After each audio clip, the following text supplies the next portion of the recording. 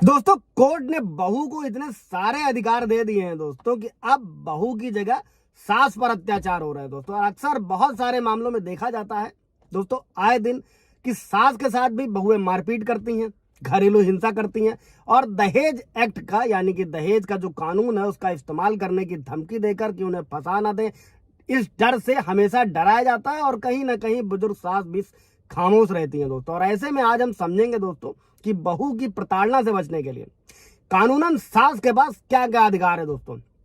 और एक सास अपनी बहू के खिलाफ जो नए कानून 1 जुलाई 2024 से लागू हो गए दोस्तों, किस सेक्शंस में हेल्प ले सकती है, बहू के खिलाफ मुकदमा दायर कर सकती है, बहू के खिलाफ पुलिस में कंप्लेन कर सकती है। और इस मामले में सास को भी काफी कानूनन अधिकार मिले हैं दोस्तों। और अगर बहू सास के साथ रेगुलर मारपीट करती है दोस्तों, ऐसे में किन किन धाराओं का इस्तेमाल किया जा सकता है दोस्तों, इस वीडियो में आज हम लोग समझने वाले हैं दोस्तों। जय हिंद, नमस्कार, मैं एडवोकेट आशीष मिश्रा।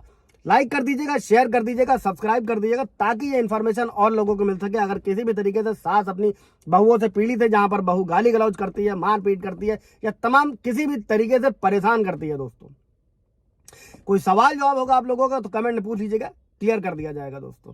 अभी हम लोग समझते हैं दोस्तों कि किन किन धाराओं में मुकदमा दर्ज करा सकती है सास अपनी बहू के खिलाफ। सबसे पहले जो धारा नए कानून में है 115 दोस्तों, इसमें क्या 1 साल की जेल या 10,000 रुपए जुर्माना या दोनों की सजा हो सकती है दोस्तों। ये किसी भी तरीके से साधारण चोट या मारपीट के लिए होता है दोस्तों।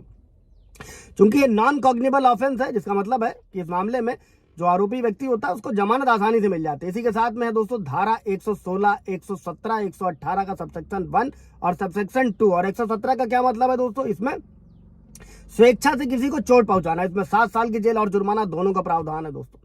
इसके बाद अगली धारा भारतीय न्याय संहिता 118 का सबसेक्शन 1।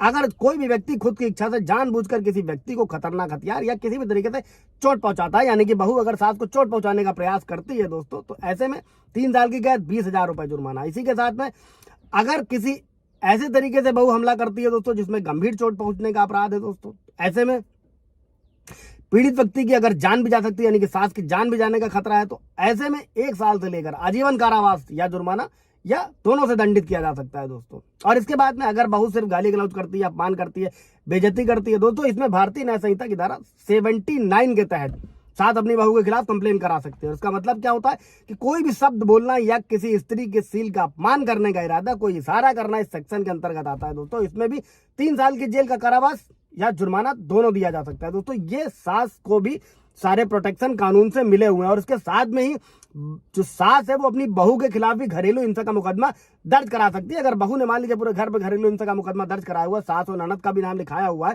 तो ऐसे में सास भी अपनी बहू के खिलाफ, इस पर कोर्ट का जजमेंट भी है, मेरा ब्रीफ वीडियो भी है, आप जाकर देख सकते हैं दोस्तों। उसमें बहू के